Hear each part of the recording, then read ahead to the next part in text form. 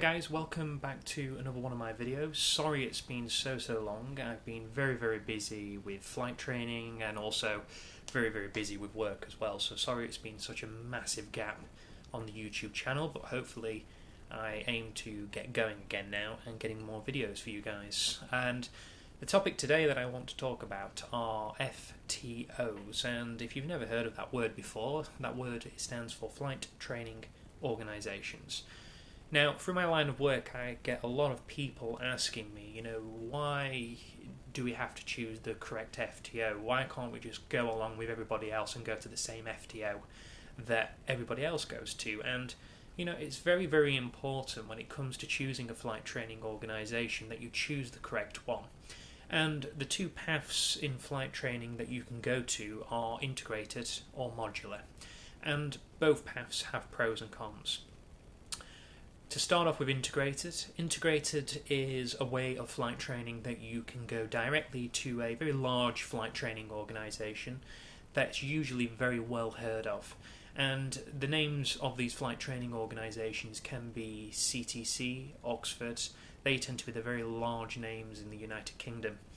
The modular route is a little bit different, where you go to different flight schools or a flight school that specialises in modular training, that specialises in doing the training when suits you.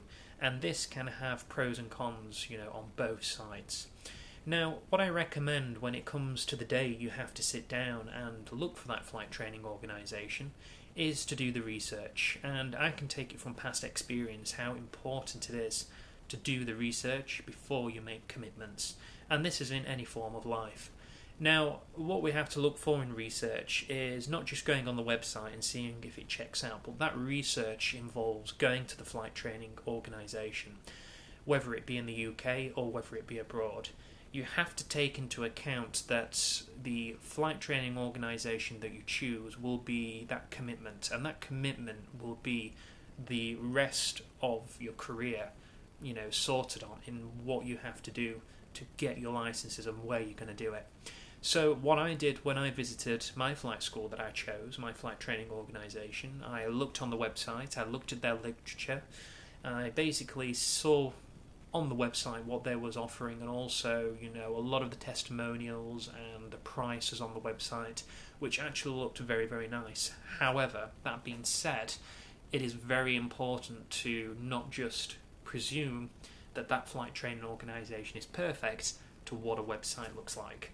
Now, what you need to do once you see that FTO that looks quite nice on that website is to dig a little bit deeper and making sure that you go to the flight training organisation, you arrange it pre-hand, and say that you are interested in doing your flight training with them.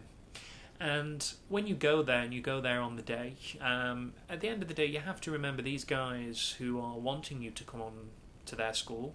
It is business at the end of the day, and their aim is to get you on their course. But, you've got to have a very clever outlook to this. You are laying the money down. You are the customer. And, you need to ask questions and be armed with questions and basically say to them, this is what I want to do, and this is where I am, and this is where I want to be, and how are you going to get me there? Don't be afraid to ask questions. You are laying the money down at the end of the day. Now, additionally to this as well, past students who may have visited this flight training organisation that you're interested in, it's important you get the word of mouth from past students and current students. How's it going for them? That's very important. Is it going well? Is it going terrible? Is the quality of instruction to what it says on the website that you're wanting to, what you're looking at? And get the the general picture from what they are looking like. Now, you have to take into account as well, instructors are there to instruct. As great as instructors are, their job is to get you from A to B and achieve that license at the end. It's important you meet that instructor who you will be doing the training with. And it's not good really to join a flight training organisation that you'll be chucked around, loads of instructors and finding it hard to actually get a flight in the first place. This can be the case from a lot of the abroad flight training organisations that are very popular. You find it very hard to stay with the same instructor and also get the flight in the first place. But you've got to tick the boxes. That's all I'm trying to get across here. It's a methodical process, you know. From the top of the list to the bottom of the list is all this checking out to what I want to get out to my FTO. Once that has been done, you start the flight training. And the process in flight training is the private pilot's license. Once the private pilot's license is done, you embark on hours building and ATPL examinations, which consist of 14 exams that needed to be completed to the highest pass rate and the highest average as possible. Once that is done, and alongside with the relevant medical, which would be a Class 1 medical, and you are able to apply to do your commercial pilot's license through an FTO. The PPL, a little bit different. You can go to an aero club for that. I went to an aero club, and then I went to a formal flight school for the CPL and onwards.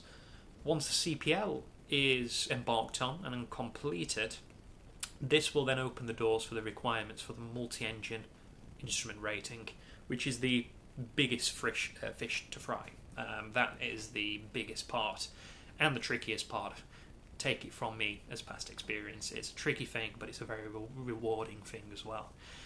The IR especially, you've got to take very, very careful steps to where you do the instrument rating, as a lot of airlines look at the instrument rating and look at candidates and actually say, you know, where did this candidate do his instrument rating? As a recommendation, try and keep it all under one roof. As an example, I did mine with a company called Aero's Flight Training in the United Kingdom. I kept my CPL, multi-engine, instrument rating, all under one provider. And the reason for this is that when I did my CPL, they was very good. I found the school to be very, very informative, always a helping hand, good value for money, good instructors and good availability. That's when I decided to carry on and do the rest of my training with them. I did my training at Aero's Nottingham, Aero's Coventry, Aero's Gloucester, and additionally they have a place called Wellesbourne and Cardiff. They tend to be the additional bases that they have. So depending on where you are, the closest base is usually the best base. However, some of those bases they have don't really cater for the multi-engine IR, so you have to be, you ask these questions before you go. Once that's done, and all that's completed, a massive milestone in your flight training career, you embark on a course called the MCC JOC, which stands for Multi-Crew Cooperation and Jet Orientation Course. Now, what does this mean? It basically means once you have your CPL, multi-engine instrument rating, you are enabled to then go on to do this course. And the course specialises in working in a multi-crew environment and also define and also learning about the key core concepts of cockpit resource management, something that's very, very important when you embark on your airliner career. Again, this is another step, or your final step, should I say, in your flight training career. Again, these are a flight training organisation. Never presume because you've finished the multi-engine IR and the CPL that the end part of this course can be done anywhere. Again, it's important to go where a lot of other people have gone, where good recommendations have come out. And also, again, you can be a little bit more relaxed with the MCC JOC in regards to visiting them. To be honest, you can get the general idea from people who have been there. But for the mainstream training, such as the CPL multi-engine IR, I do recommend visiting the flight schools, and that is very important.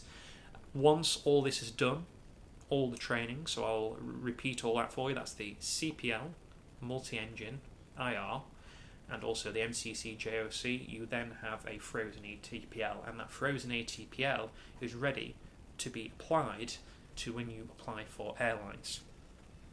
So that is the story really. It's about doing the research, visiting the flight schools, asking questions to instructors and also to students, and making sure there are a lot of salesmen out there that are there to make the grass look greener on the other side. And you must be very clever when it comes to flight training and knowing who are you going with. One additional thing as well is if you choose to go abroad, be very careful with finance abroad. And what I mean by this is make sure that the flight school that you are going to, not just in the UK but and abroad, make sure that they check out okay financially. If you lay money down abroad, I'll take friends, I won't mention any names, but as an example, there was a flight training school in Florida. He laid a very large sum of money down for his CPL multi-engine IR, not being told that the flight school had been struggling for the last 7 years. And what happened there was he laid his money down with no knowledge and no research of what he was laying his money down to, but of word of mouth that was actually about 10 years old. And word of mouth from 10 years old is very, very out-of-date information, and you need current information, current word of mouth before you make commitment. Unfortunately, he lost all his money as the company was declared bankrupt. And again, unfortunately, he's not flying today because of that reason of not doing the research. And, it's one of those things that happens. You have to be very careful. So I hope that's helped you out in making a little bit of a forward decision in your flight training organisation. Again, feel free to comment in the comment sections below. And, we are all in the same boat in aviation, and that is very, very important to remember. We help each other out. That's very important. You can message me on The Aviationist on Facebook and keep track to any additional videos that will be coming live. Also, additionally, you can follow me on Instagram as well under Aviationist01. Your likes and subscribes go a very, very long way, and I hope you found this video to be very useful but also very interesting. So thank you for watching. Keep a lookout for more videos, and good luck in finding your perfect flight training organisation. All the best in your training. Bye bye.